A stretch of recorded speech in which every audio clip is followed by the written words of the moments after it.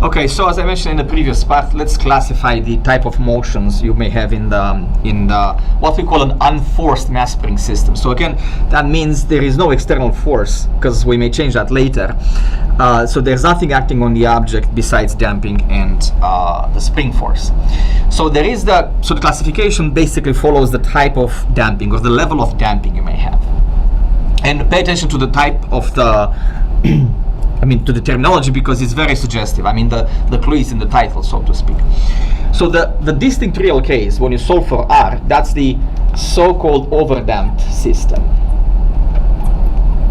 So the overdamped is when you have enough damping to have real solutions, because that happens when this quantity is greater than 0. So the overdamped case is when b squared minus 4mk is greater than 0. So notice again, from a physical perspective, this tells you there's a lot of damping to compensate for this quantity.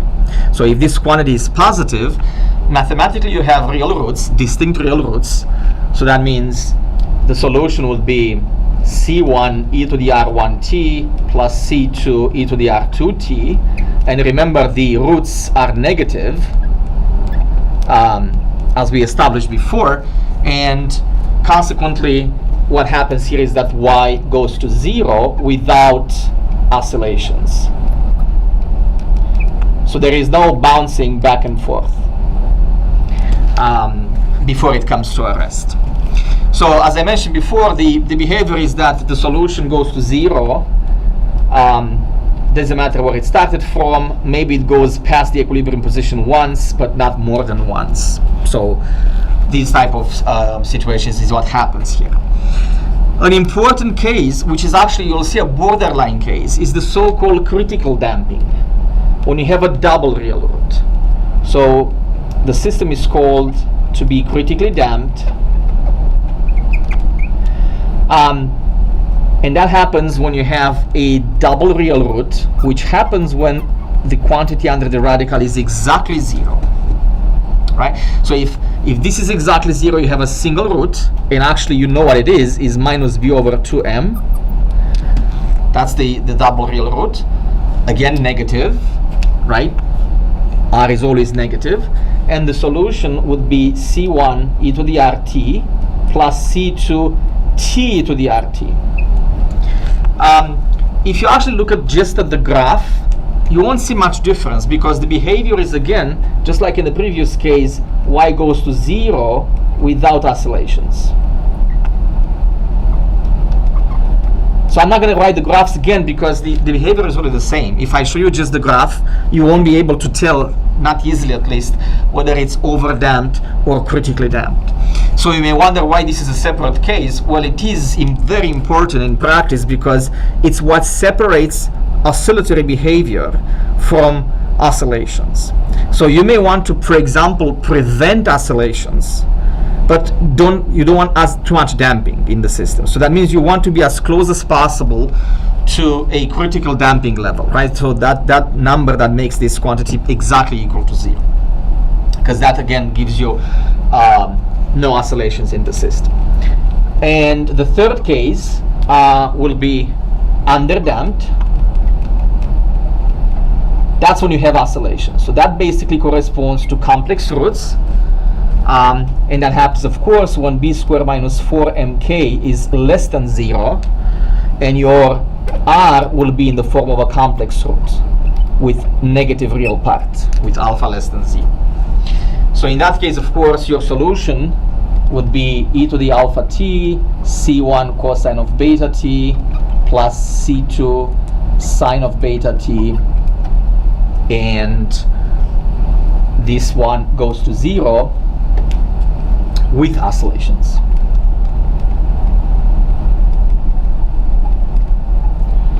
All right, so if you look at the graph, as I mentioned before, the graph will look kind of like this, right? So approaches 0 via going back and forth over the equilibrium position. So as long as you have damping in the system, these are the possible outcomes.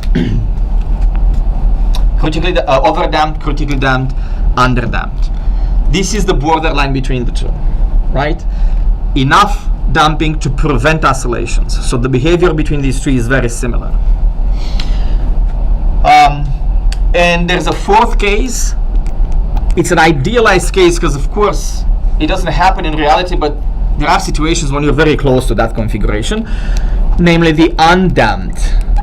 And as the name suggests, basically that means no damping. B equals 0.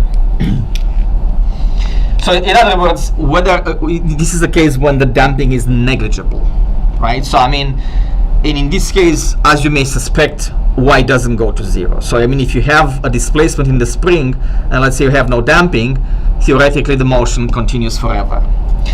In practice, it never continues forever because there's always some damping, albeit negligible. But if it's really, really negligible, for practical purposes, you can discontinue for that period of time. You can think of the damping as being 0 in that case.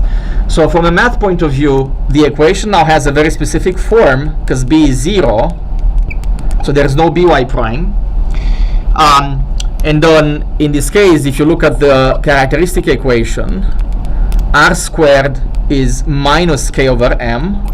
It's a negative quantity, so when you take the radical, that's going to be purely imaginary number. So plus minus I root k over m. So that means alpha is equal to 0 and beta is root k over m. So the solution, of course, doesn't have an e to the alpha t anymore because e to the 0 t is 1, but it's going to be fully periodic.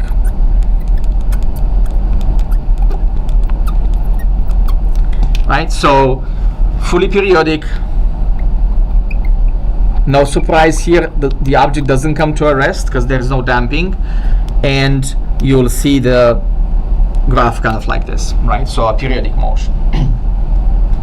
One important quantity of interest in the complex case, which we'll discuss in the second part, is this root k over m, which is called the frequency of motion. Those of you who take engineering courses, you will have lots of types of quantities that describe how periodic motion looks like. This is the type of quantity I'm going to use for simplicity. That's related to the period, for example. This is the so-called actually circular frequency. In general, if you have a periodic function like sine and cosine, let's say sine of omega t. So the period is actually 2 pi over omega. So the period, of course, is the interval of time after which the shape of the graph repeats itself. That's why if omega is 1, so as we know, the period of sine is 2 pi.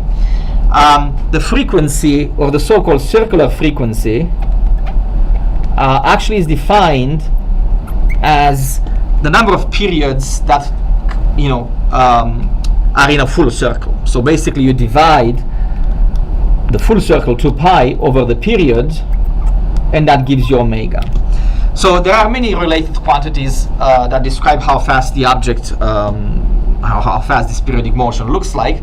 The easiest one that I want to refer to is this circular frequency, which will be important in the next part of the lecture when we talk about forcing forced oscillators.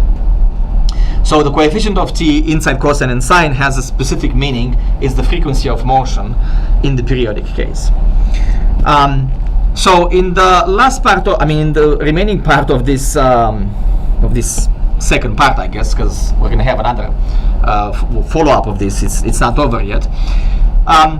One important thing is to recognize the type of motion depending on how the solution looks like. So you will see problems in the homework and in the exams in which I start with a solution given to you, and you have to recognize the type of motion you have and maybe find some of these physical constants if I give you some extra information. So these are very simple examples. I know that in the beginning they may not look as simple, but they will be pretty straightforward once you understand the main idea. So let's start with an example. So suppose I have the solution of a mass spring system given as 7 e to the minus t plus 8 e to the minus 3t. And I ask, for example, what type of motion is this? All you got to do is to recognize the type of solutions you have and say, okay, I'm going to have here two different real roots. R1 equals 1, minus 1, R2 equals minus 3. So you can recognize what the roots are just by looking at the equation or the solution, and you say, okay, I'm in the overdamped case. So the motion will be going to 0 without oscillations. Here's another, and in some cases you can say far more than that. So one of the interesting examples happens in the critically damped or underdamped case. So for instance, let's say I give you the solution to be e to the minus t 7 sine of 2t minus 8 cosine of 2t. So you immediately recognize that this is underdamped. The presence of the negative exponential means there is some damping, right? And it's underdamped because we have complex roots. You can actually tell what the complex roots are because alpha is minus 1, beta is 2. Look at the frequency, right? The coefficient of t. And you know that r is minus 1 plus minus 2i. But you know more than that, right? Because you know that r comes from the quadratic equation. So look very carefully here. This minus 1 plus 2i comes from minus b plus minus square root of b squared minus 4mk over 2m.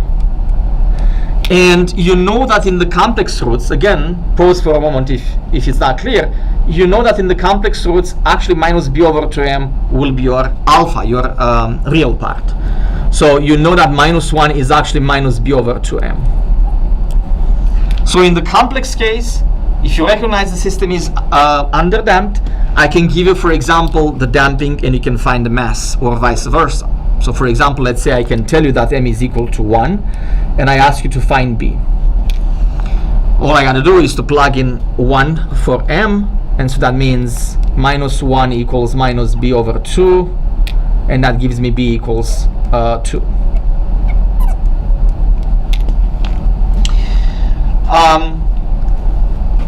Here's another example where you can tell quite a lot just by looking at the solution. So what if I have, for instance, what's going to be a critically damped system?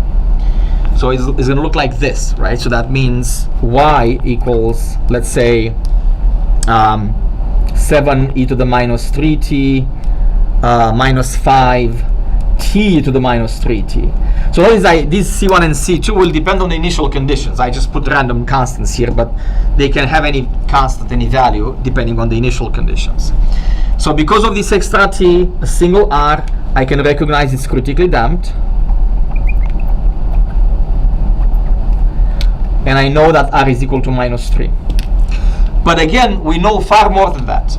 When does critically damping happens? Well, it happens when b squared minus 4mk is equal to 0. And we know that this unique r, the unique real root, happens to be minus b over 2m. So we know that minus 3 is actually minus b over 2m. So actually, if you look carefully, I can give you only one quantity of the 3, and you can find the other 2. Just like before, let's say I can give you that the mass is equal to 1. Well, from that, I can immediately go on the second equality here and find b. So if m is equal to 1, b will be 6. And if I know b equals 6, I can go on the first equation here. So 6 squared minus 4 times 1 times k equals 0. And I can find the spring constant, which is going to be 36 over 4, or 9.